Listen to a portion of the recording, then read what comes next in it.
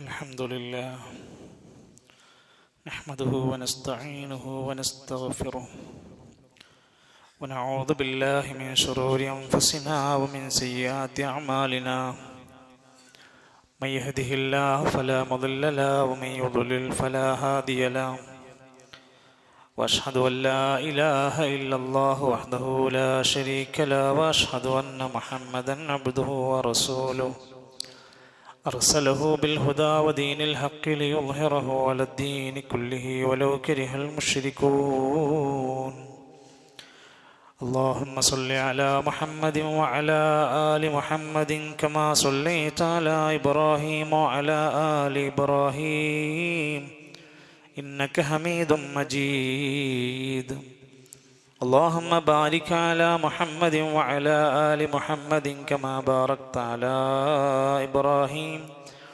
وعلى آل إبراهيم إنك حميد مجيد أما بعد فإن خير الكلام كلام الله وخير الهدي هدي محمد صلى الله عليه وسلم وشر الأمور محدثاتها وكل محدثة بدعة وكل بدعة ضلالة وكل ضلالة في النار أيها الإخوة والأخوات أوصيكم وإياي أولا بتقوى الله يا أيها الذين آمنوا اتقوا الله حق تقاته ولا تموتن إلا وأنتم مسلمون أعوذ بالله من الشيطان الرجيم فذكر إن نفعت الذكرى سيذكر من يخشى ويتجنبها الأشقى الذي يصلى النار الكبرى. ബഹുമാന്യരായ സഹോദരങ്ങളെ, സത്യവിശ്വാസികളെ, വിശ്വാസിനികളെ,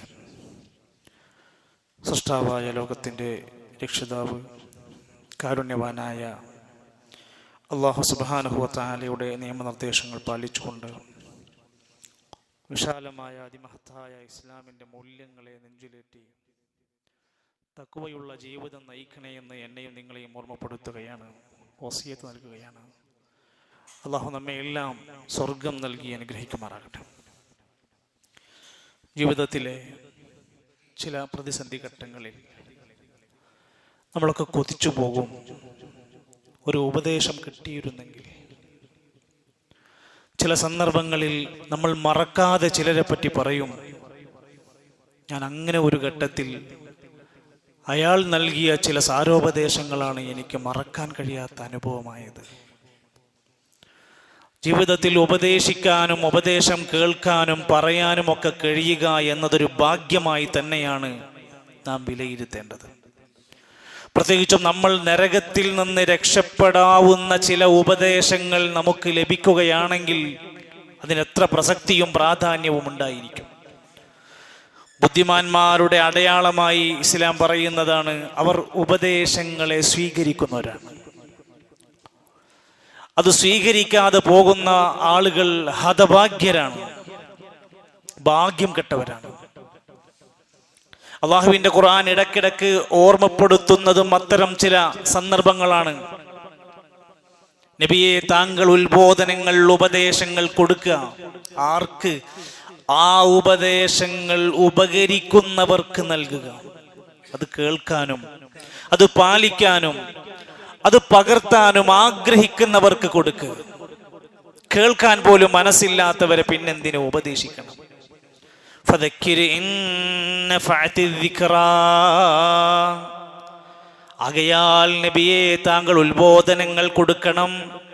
താങ്കളുടെ ഉത്ബോധനങ്ങൾ അവർക്ക് പ്രയോജനകരമാണെങ്കിൽ, അത് കേട്ട് അതിൻ്റെ പ്രയോജനം എടുക്കുന്നവരാണെങ്കിൽ, സയദ്ദക്കറു മൻ യഖ്ശാ.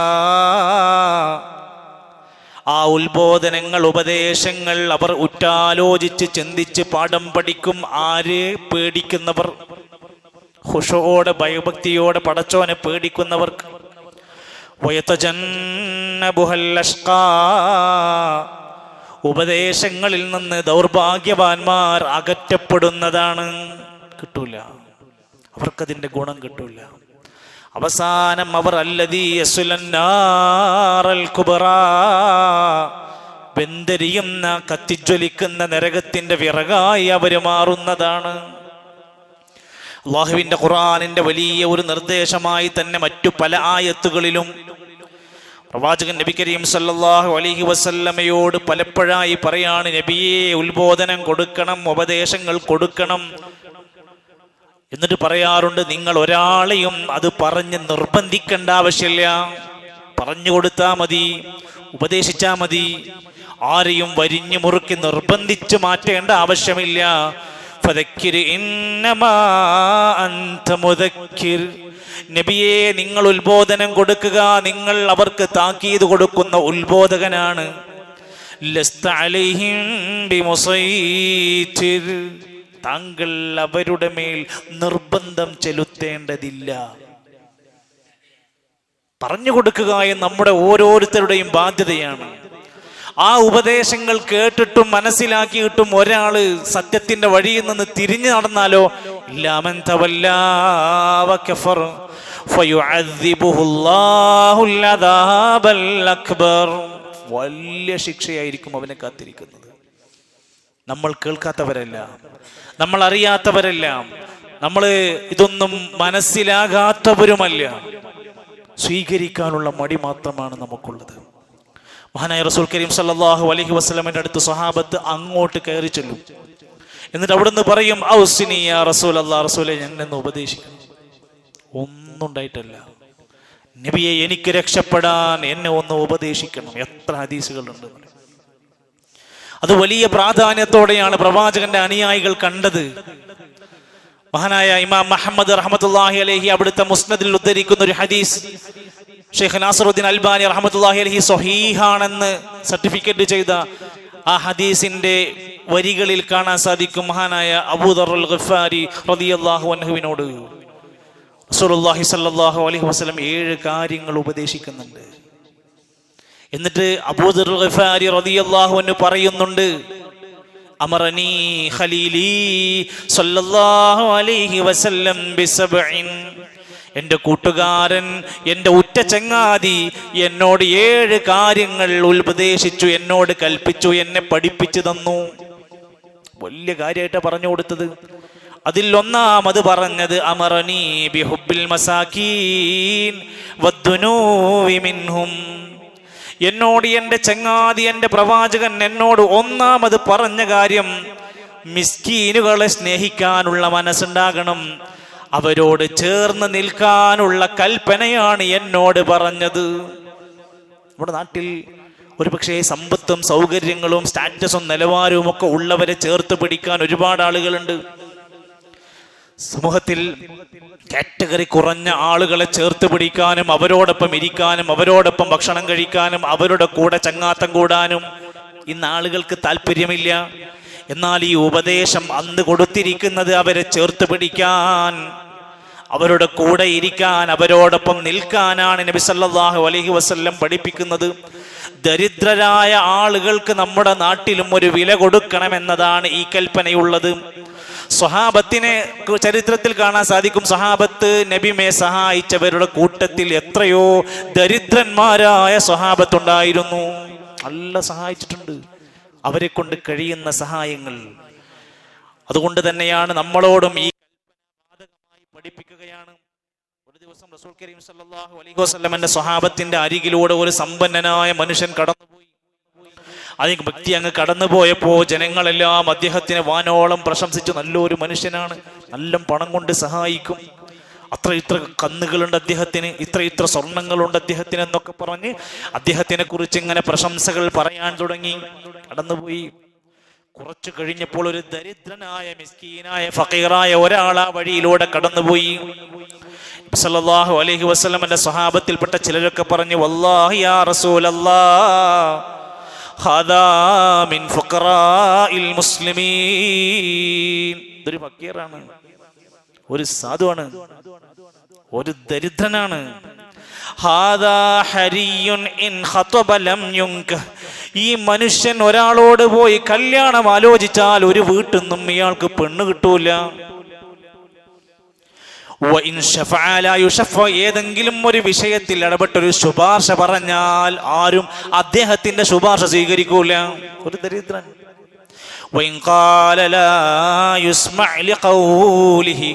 ആള് കൂടുന്നിടത്ത് അദ്ദേഹം ഒരു അഭിപ്രായം പറഞ്ഞാൽ ഒരാളും പരിഗണിക്കൂല. അങ്ങനത്തെ ഒരു മനുഷ്യനാണ് നബി സല്ലല്ലാഹു അലൈഹി വസല്ലം. ആ സ്വഹാബത്തിന്റെ മുമ്പെന്ന് പറഞ്ഞു കൊടുത്ത വാക്കെന്തറിയോ? ലഹാദാ ഖൈറും മിമ്മിൽ ഇല്ലർ ലിമിസ്ലഹാദാ.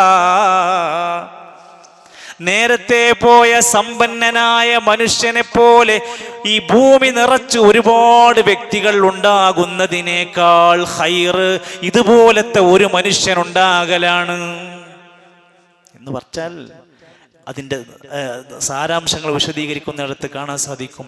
മിസ്കീനുകൾക്ക്, ചിലപ്പോൾ ഫക്കീറുകളായ മനുഷ്യർക്ക് അള്ളാഹുവിൻ്റെ അടുത്ത് വലിയ ദറജയും സ്ഥാനവുമുണ്ടെന്നാണ്, വലിയ നേട്ടങ്ങളുണ്ടെന്നാണ് നബി തങ്ങൾ ആഗ്രഹിച്ചു പോയി. മിസ്കീനാകാൻ ആഗ്രഹിച്ചവരാണ് നമ്മുടെ നേതാവ് നബി സല്ലല്ലാഹു അലൈഹി വസല്ലമയുടെ ശിഷ്യനായ അബൂ സഈദുൽ ഖുദരി റളിയല്ലാഹു അൻഹു പറയുകയാണ്, അഹിബ്ബുൽ മസാകീൻ, നിങ്ങൾ മിസ്കീനുകളെ നന്നായി സ്നേഹിച്ചോളൂ. നമ്മുടെ നേതാവ് നബി തങ്ങൾ പ്രാർത്ഥിക്കുന്നത് ഞാൻ കേട്ടിട്ടുണ്ട്. അല്ലാഹുമ്മ അഹീനി മിസ്കീനാ, അല്ലാഹുവേ എന്നെ ഒരു മിസ്കീനായി ജീവിപ്പിക്കണേ. വഅമിത്നി മിസ്കീനാ, എന്നെ ഒരു മിസ്കീനായി മരിപ്പിക്കണേ. വഹ്ശുർനി ഫീ സുംറത്തിൽ മസാകീൻ, നാളെ പരലോകത്ത് മിസ്കീനുകളുടെ കൂട്ടത്തിലായി എന്നെ വിചാരണക്ക് മഹ്ശറിൽ ഒരുമിച്ച് കൂട്ടണേ എന്ന് ഹബീബ് പ്രാർത്ഥിച്ചതായി ഞാൻ കേട്ടിട്ടുണ്ട്. അതുകൊണ്ട് അഹങ്കാരികളിലല്ല നമ്മൾ പെട്ടുപോകരുത്. പണം കൊണ്ടും സമ്പത്ത് കൊണ്ടും സ്റ്റാറ്റസ് കൊണ്ടൊക്കെ അഹങ്കരിക്കുന്നവനേക്കാൾ നല്ലവൻ ഫക്കീറായ മിസ്കീനായ ലാളിത്യമുള്ള വിനയമുള്ളവനാണ്. അതുകൊണ്ട് മിസ്കീനാവുക എന്ന് പറഞ്ഞാൽ പൈസ ഉണ്ടാവരുത്, സമ്പത്ത് ഉണ്ടാവരുത്, വീടുണ്ടാവരുത് എന്നതുകൊണ്ട് അതൊക്കെ ഖൈറുണ്ടാകുന്ന നന്മക്ക് വേണ്ടിയാണെങ്കിൽ അതെല്ലാം നമുക്ക് പ്രാർത്ഥിക്കാവുന്നതാണ്. മഹാരഥന്മാരായ ഉലമാക്കന്മാർ ഈ ഫക്കീറുമാരായ മിസ്കീന്മാരായ ആളുകളെ ചേർത്ത് പിടിക്കുന്നതിൻ്റെ ഗൗരവമാണ് ഈ ഹദീസിന്റെ അടിസ്ഥാനത്തിൽ വിശദീകരിച്ചത്. രണ്ടാമത് എന്നോട് ഉപദേശിച്ചത് വഅമറനി, എൻ്റെ ഖലീൽ എന്നെ ഉപദേശിച്ചു. അബൂദർ ഗഫാരി റളിയല്ലാഹു അൻഹു പറയാണ്, എന്നോട് രണ്ടാമത് പറഞ്ഞത് അൻ അൻളുറ ഇലാ മൻ ഹുവ ദൂനി വലാ അൻളുറ ഇലാ മൻ ഹുവ ഫൗഖി. എന്നെക്കാൾ നിന്നെക്കാൾ മുകളിലുള്ളവരിലേക്ക് നോക്കണ്ട, താഴെയുള്ളവരിലേക്ക് നോക്കിക്കോളി. വലിയ വലിയ കൊട്ടാര സൗധങ്ങൾ സ്ഥാപിച്ചവൻ നോക്കേണ്ടത് എവിടേക്കാണ്? വീടില്ലാത്തവന്റെ സ്ഥിതിയാണ് ആലോചിക്കേണ്ടത്. ജോലി കൊണ്ട്, ശമ്പളം കൊണ്ട് ഒരുപാട് നേട്ടങ്ങൾ നേടുന്നവൻ ആഗ്രഹിക്കേണ്ടത്, ചോദിക്കേണ്ടത്, ആലോചിക്കേണ്ടത് ഒരു ജോലിക്ക് വേണ്ടി ഇന്റർവ്യൂകൾ തെരഞ്ഞു പിടിച്ച് നടക്കുന്ന മനുഷ്യന്റെ ദുരിതത്തെക്കുറിച്ചാണ്. നമ്മൾ ചിന്തിക്കുന്നത് 2 കൊട്ടാരമുള്ളവനെ കുറിച്ചാണ്. നമ്മൾ ചിന്തിക്കുന്നത് 2 ഹൈപ്പർ മാർക്കറ്റുള്ളവനെ കുറിച്ചാണ്. താഴെയുള്ളവരിലേക്ക് നോക്കി നീ നിന്റെ നിഅമത്തിനെ മാനിച്ചോ എന്നാണ് ആ ഉപദേശം. മറ്റൊരു ഹദീസിൽ ഒന്നുകൂടി വ്യക്തമാക്കി പറഞ്ഞു, നിങ്ങൾ നിങ്ങളെക്കാൾ താഴെയുള്ളവരിലേക്ക്, ദറജ കുറഞ്ഞവരിലേക്ക് ഒന്ന് നോക്കിയാൽ ഫഹുവ ജിദറു വല്ലാ തസ്ദറൂ നിഅമതല്ലാഹി അലൈക്കും, അള്ളാഹു നിങ്ങൾക്ക് നൽകിയിട്ടുള്ള അനുഗ്രഹങ്ങൾ നിസ്സാരമല്ല എന്ന് നിനക്ക് ബോധ്യപ്പെടാനാ. എനിക്കൊന്നുമില്ല എന്ന് തോന്നുന്നുണ്ടെങ്കിൽ നിന്നെക്കാൾ കുറഞ്ഞ, കഴിവ് കുറഞ്ഞ, പ്രയാസപ്പെടുന്നവരിലേക്ക് താഴേക്ക് നോക്ക്. നിനക്ക് മനസ്സിലാകും അള്ളാഹു എനിക്ക് എത്ര സുഖം തന്നിരിക്കുന്നത്. ഖുർആനിൽ അല്ലാഹുവിന്റെ കൽപ്പന, വലാ തമുദ്ദന്ന ഐനൈക ഇലാ മാ മത്തഅനാ ബിഹി അസ്വാജം മിൻഹും സഹറത്തൽ ഹയാത്തിദ് ദുനിയാ ലിനഫ്തിനഹും ഫീ. സൗകര്യവും ഒരുപാട് നല്ല നല്ല ഗുണങ്ങളെല്ലാം നേടി ദുനിയാവിന്റെ ആസ്വാദനങ്ങളിൽ മുഴുകി മറിയുന്നവരിലേക്ക് നീ നിന്റെ കണ്ണുകൾ നീട്ടണ്ട. എന്നിട്ട് എനിക്കൊന്നും കിട്ടിയിട്ടില്ല എന്ന് ചിന്തിക്കണ്ട, എനിക്ക് തോന്നണ്ട. എത്രയോ താഴെയുള്ളവരിലേക്ക് നോക്ക്. എന്നോട് കൽപ്പിച്ചത് ശ്രദ്ധിച്ചോളൂ. വഅമറനി, എന്നോട് കൽപ്പിച്ചു അന്നസിലർ റഹ്മ, കുടുംബ ബന്ധം ചേർക്കണം. അവരെല്ലാവരും നിന്നിൽ നിന്ന് പിന്തിരിഞ്ഞു പോയാലും, കുടുംബക്കാരൊക്കെ നമ്മളെയൊക്കെ ഒഴിഞ്ഞു പോവുക. നമ്മൾ എത്ര സ്നേഹിച്ചാലും അവര് നമ്മളെ വെറുക്കുക. നമ്മളെത്ര കൊണ്ടുപോയി കൊടുത്താലും അവര് നമ്മളോട് അടുക്കുന്നില്ല. എന്താ ചെയ്യേണ്ടത്? നല്ലൊരു മുസ്ലിമാണോ, നിന്റെ അടുക്കലുള്ള കുടുംബങ്ങളുമായുള്ള ബന്ധം നീ ചേർക്കണം, മുറിച്ചു കളയരുത്. ഖുർആന്റെ കൽപ്പന എന്താ? വത്തഖുല്ലാഹല്ലദീ തസാഅലൂന ബിഹി വൽ അർഹാം. അല്ലാഹനെ സൂക്ഷിക്കണേ, കുടുംബ ബന്ധങ്ങളെ സൂക്ഷിക്കണേ, ചോദ്യം ചെയ്യപ്പെടും. അല്ലാഹുവിന്റെ റസൂൽ കരീം സല്ലല്ലാഹു അലൈഹി വസല്ലം ഒരു ഹദീസിൽ പറയാണ്, ഒരിക്കൽ അല്ലാഹ് പറഞ്ഞിട്ടുണ്ട്,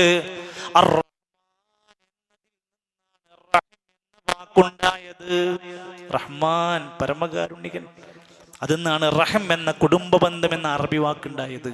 എന്നിട്ട് ഹദീസിൽ പറഞ്ഞ വാക്ക് ഫമൻ വസലഹ, ആരെങ്കിലും ആ ബന്ധം ചേർത്താൽ വസൽതുഹു, ഞാൻ അവനോട് ബന്ധം ചേർക്കും. വമൻ ഖതഅഹ, ആരെങ്കിലും ബന്ധം മുറിച്ചാൽ നിസാരമായ പ്രശ്നങ്ങൾ ഉണ്ടാകും, ചെറിയ ചെറിയ കാരണങ്ങളൊക്കെ ഉണ്ടാകും. ശൈത്താൻ നമ്മുടെ ബന്ധങ്ങളെ മുറിക്കാനുള്ള പലതും ഇട്ടുതരും.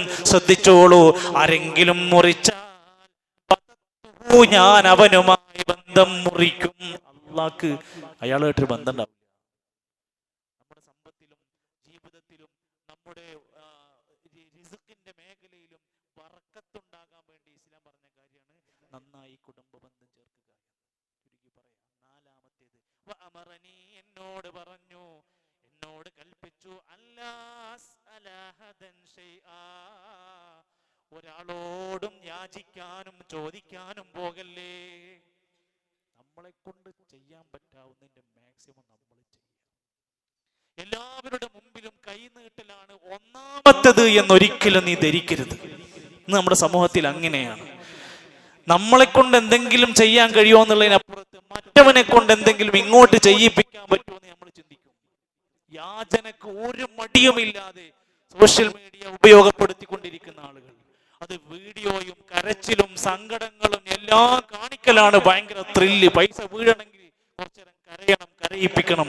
എന്നിട്ട് രോഗിയെയും കുടുംബത്തിനെയും ഭാര്യനെയും പ്രായപൂർത്തിയായ മക്കളെയും ഒക്കെ ഇരുന്ന് കരയിപ്പിക്കലാണ് ഏറ്റവും പ്രധാനമെന്ന് നമുക്ക് ആർക്കെങ്കിലും തോന്നുന്നുണ്ടോ? ഹദീസിൽ പറഞ്ഞ വാക്ക് സാധ്യമാകുന്നതിൻ്റെ മാക്സിമം നമ്മൾ മറ്റുള്ളവരോട് യാചിക്കാതിരിക്കാൻ, ചോദിക്കാതിരിക്കാൻ ശ്രദ്ധിച്ചു പറഞ്ഞു. അയാൾ ആയിരിക്കും യസ്അലുന്നാസ, ജനങ്ങളോട് ഇങ്ങനെ യാചിക്കുന്നവനായാൽ. ഇതൊരു ശീലമാക്കി മാറ്റാൻ പാടില്ല. അങ്ങനെ ഒരാൾ യാചിച്ചുകൊണ്ടിരിക്കുന്നവനായാൽ ഹത്താ യഅതിയ യൗമൽ ഖിയാമ, അവൻ ഖിയാമത്ത് നാളിൽ വരുന്നത് ലൈസ ഫീ വജ്ഹിഹി മുസ്അത്തുൽ ലഹമിൻ, മാംസത്തിന്റെ ഒരു കഷ്ണം പോലും ഇല്ലാതെ ആയിരിക്കും. എന്നാൽ അപമാനിതനായിട്ടായിരിക്കും പരലോകത്ത് അവനെ കൊണ്ടുവരപ്പെടുക. ഈ ഹദീസിന്റെ ഷറഹ് വായിക്കുമ്പോൾ കാണാം, ജനങ്ങളോട് ആവശ്യത്തിലധികം സമ്പത്ത് ചോദിക്കുന്നവരാണ് ഇതിന്.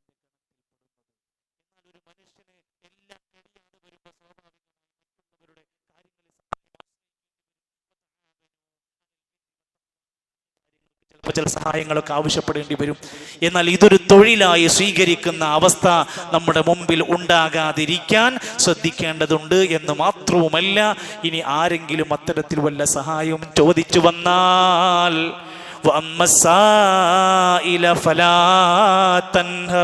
ചോദിച്ചു വരുന്നവനെ വിരട്ടരുത്, ചോദിച്ചു വരുന്നവനെ ആട്ടി അകറ്റരുത്. മാന്യമായിട്ട് മാത്രമേ അവരെ വിടാൻ പാടുള്ളൂ. അതും ഒരു മര്യാദയാണ്.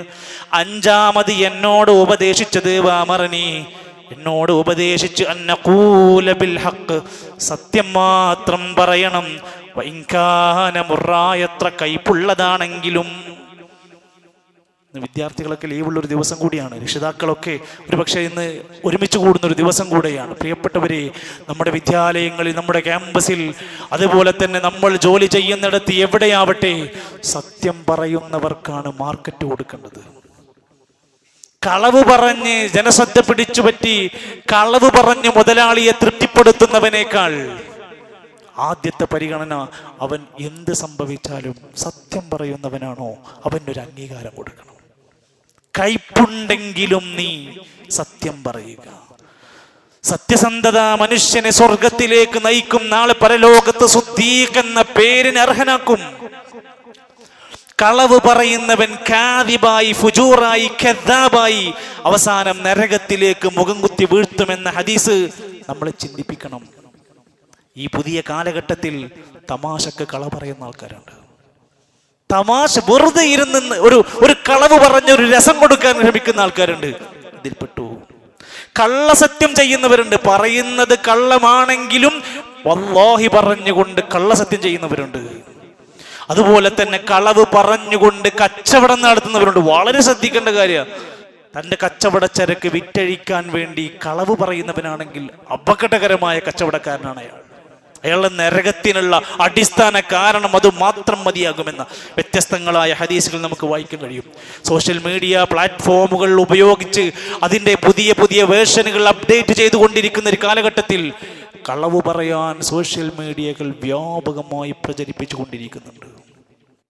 അതെടുത്ത് ഷെയർ ചെയ്യുന്നവർ അതിൻ്റെ കുറ്റക്കാരികളാണ്. സത്യമാണോ എന്നറിയാതെ അസത്യ വാർത്തകൾ പ്രചരിപ്പിക്കുന്നവർ ഒരുപാട് ഖേദിക്കേണ്ടി വരുമെന്ന ഹദീസൊക്കെ വിശുദ്ധ ഖുർആന്റെ വാചകങ്ങളൊക്കെ ഒന്ന് ഓർത്തു വെക്കുന്നത് നല്ലതാണ്. അസത്യമായ കാര്യങ്ങൾ പ്രചരിപ്പിക്കാതിരിക്കാൻ ശ്രദ്ധിക്കാം. 6 എന്നോട് ഉപദേശിച്ചത് അമറനീ, എന്നോട് ഉപദേശിച്ചു അല്ലാഹുവിന്റെ വിഷയത്തിൽ ഒരാക്ഷേപകന്റെ ആക്ഷേപവും ഭയപ്പെടരുത്. ചില ആൾക്കാരെയാണ് പേടി, ജനങ്ങളെയാണ് പേടി, ഭാര്യനെയാണ് പേടി, ഭർത്താവിനെയാണ് പേടി, കുടുംബക്കാരെയാണ് പേടി. എന്നിട്ട് എന്താ ചെയ്തത്? ദീന് മിണ്ടൂല. സത്യം അറിയാം അയാൾക്ക്. ഖുത്ബയിലൂടെ, ഖുർആനിലൂടെ, ക്ലാസ്സിലൂടെ, തഫ്സീറിലൂടെ അയാൾക്ക് സത്യങ്ങളൊക്കെ അറിയാം.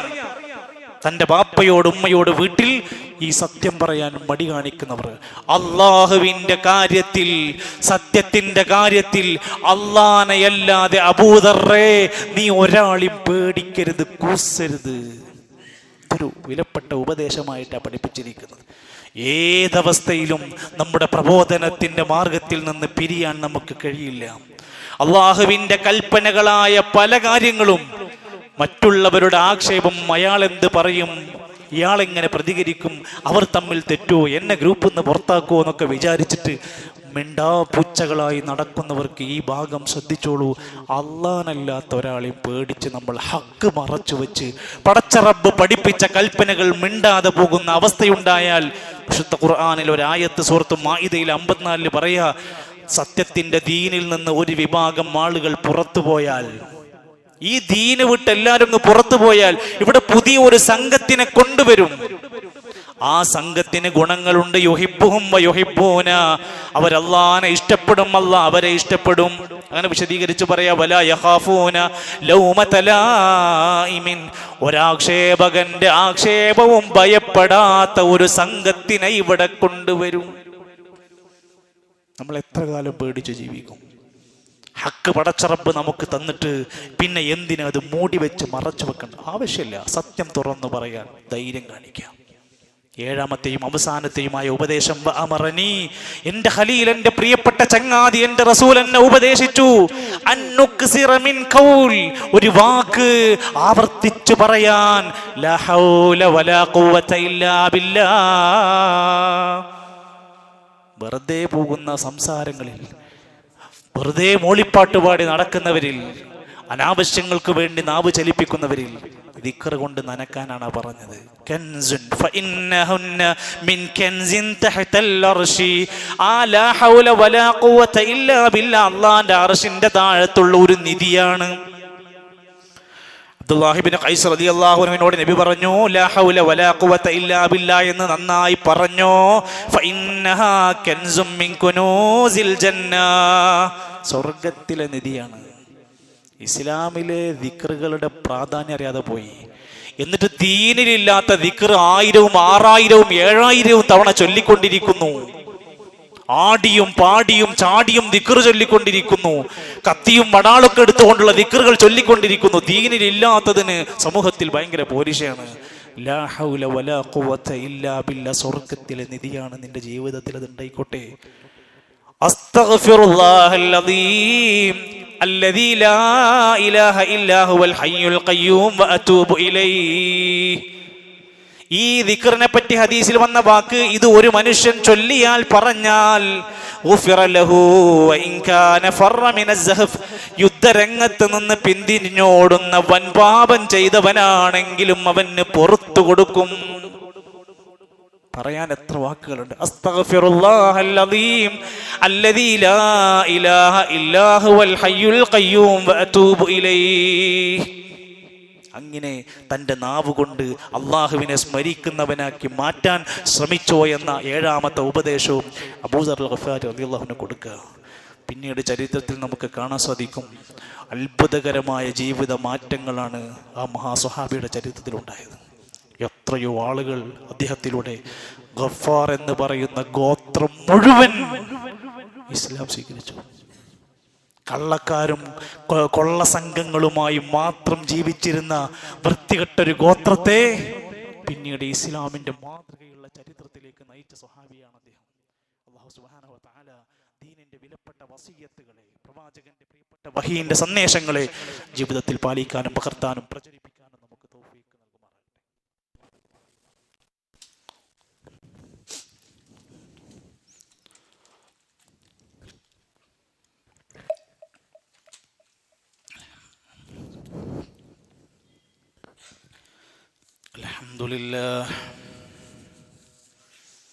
അൽഹംദുലില്ലാഹി റബ്ബിൽ അർളി വറബ്ബിസ് സമാ വജഅല അദ്ദുനിയാ ദാറ അമലിൻ ലാ ദാറൽ ജസാ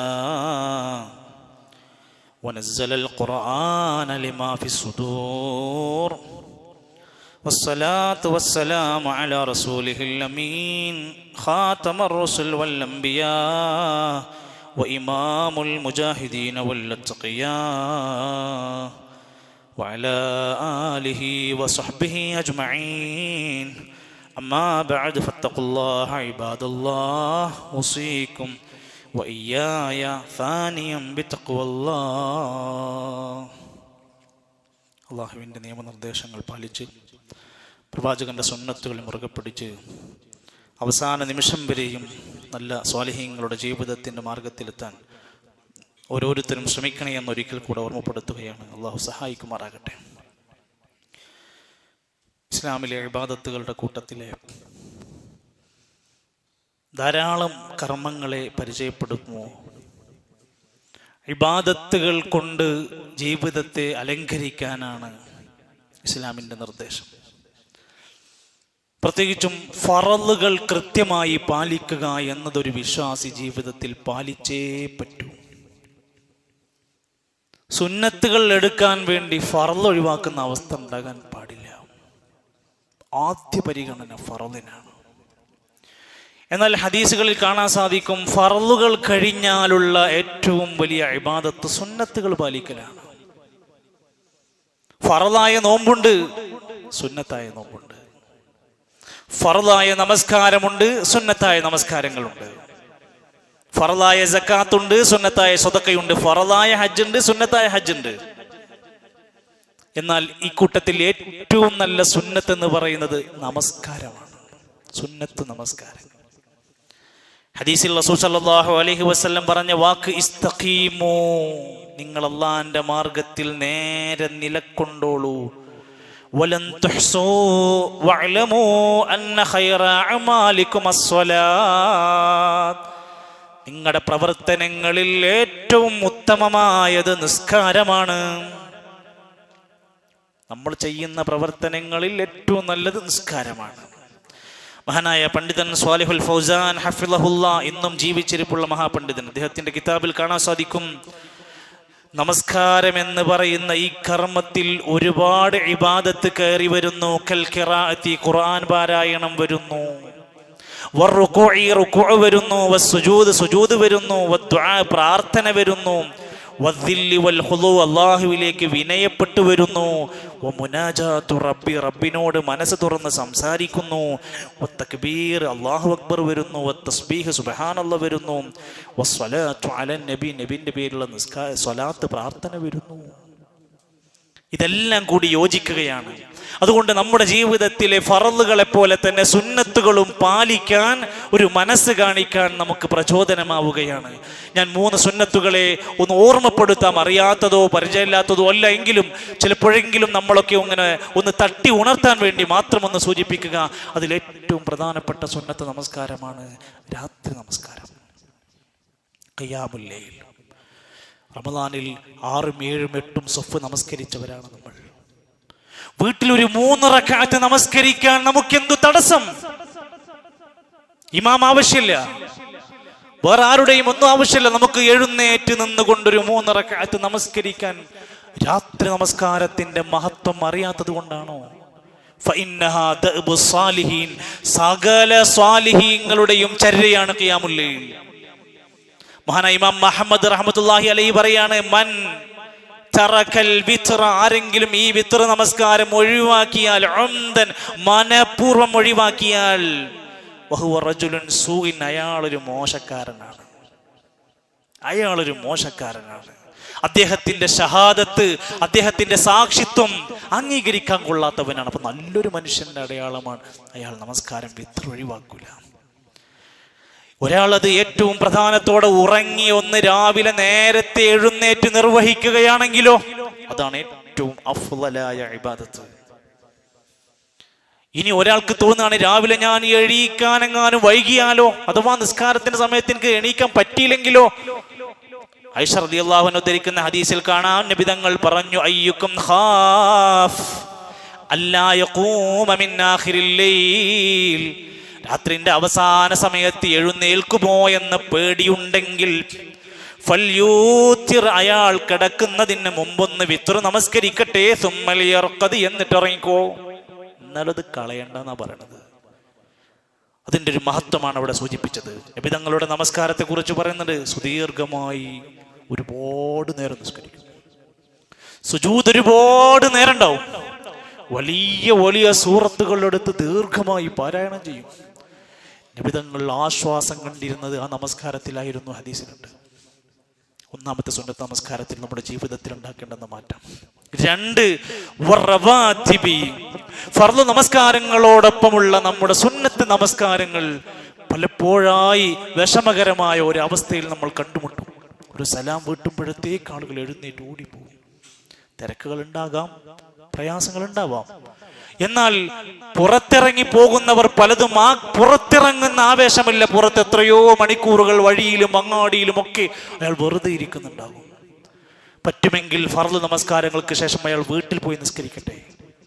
വീട്ടിലേക്ക് അയാൾ എത്തൂല എന്നുണ്ടെങ്കിൽ അയാൾ പള്ളിയിൽ നിന്ന് തന്നെ ആ സുന്നത്തു നമസ്കാരങ്ങൾ നിർവഹിക്കട്ടെ. ഹദീസിൽ നബി തങ്ങൾ പറഞ്ഞത്, വിധങ്ങൾ അവിടുന്ന് ഓർമ്മപ്പെടുത്തിയത്, ആരെങ്കിലും 12 റക്അത്ത് റവാത്തിബായ നമസ്കാരം നിർവഹിച്ചാൽ, ബനല്ലാഹു ലഹു ബൈതം ഫിൽ ജന്ന, സ്വർഗ്ഗത്തിൽ ഒരു വീട് നിർമ്മിച്ചു തരും അല്ലാഹ്. ഈ ഹദീസ് കേട്ടപ്പോൾ ഉമ്മു സലമ റളിയല്ലാഹു അൻഹ പറയാണ്, ഫമാ തറക്തു മുൻദു സമിഅതുഹുന്ന, അത് കേട്ടതിന് ശേഷം ഞങ്ങൾ അത് ഒഴിവാക്കിയിട്ടില്ല. നമ്മൾ കേട്ടില്ലേ?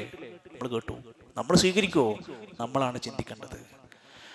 മഹാരഥന്മാർ ഉലമാക്കന്മാര് പറയാണ്, യഹ്സുലു ഫീ സ്വലാത്തിൽ ഫരീദത്തി മിനൻ നുഖ്സി വൽ ഖലൽ, നമ്മൾ ഫർള് നിസ്കരിക്കുമ്പോൾ കുറെ പോരായ്മകൾ ഉണ്ടാവും, ചലനങ്ങൾ കൂടും, ചിലപ്പോൾ പ്രാർത്ഥനകൾ മറന്നുപോകും, പലതും നമുക്ക് വിട്ടുപോകും. അതിന്റെ കുറവുകളും പോരായ്മകളും നികത്താനുള്ളതാണ് ഫർളിന്റെ മുമ്പും ശേഷവുമുള്ള സുന്നത്ത് നമസ്കാരങ്ങൾ. 3-ാമത്തേത് സ്വലാത്തുൽ ളുഹ, ആർക്കും മുടക്കം പറയാൻ പറ്റാത്തൊരു നമസ്കാരം, ളുഹ നമസ്കാരം.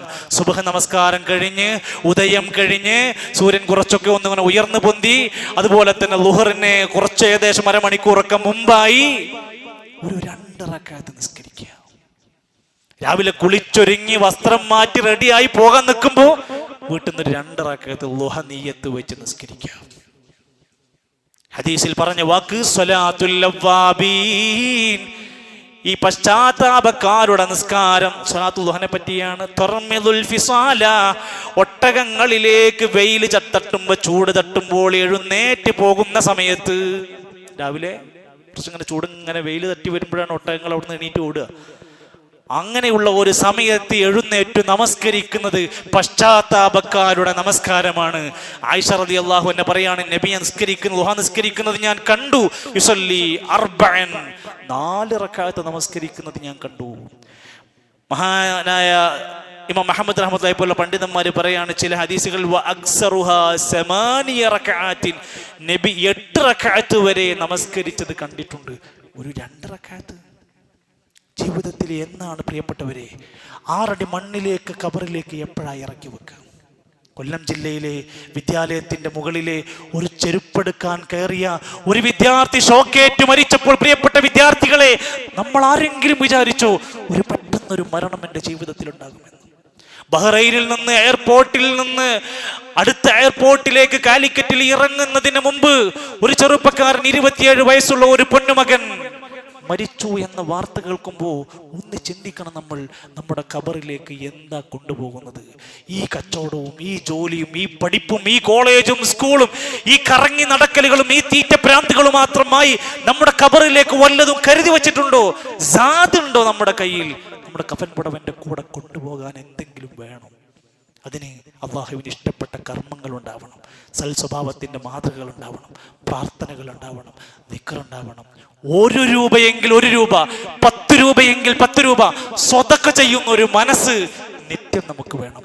അള്ളാഹു നമ്മെ സഹായിക്കുമാറാകട്ടെ. പള്ളിയുടെ പരിപാലന പ്രവർത്തനങ്ങൾക്ക് എല്ലാവരുടെയും അകമഴിഞ്ഞ സഹായവും പിന്തുണയും ഉണ്ട്.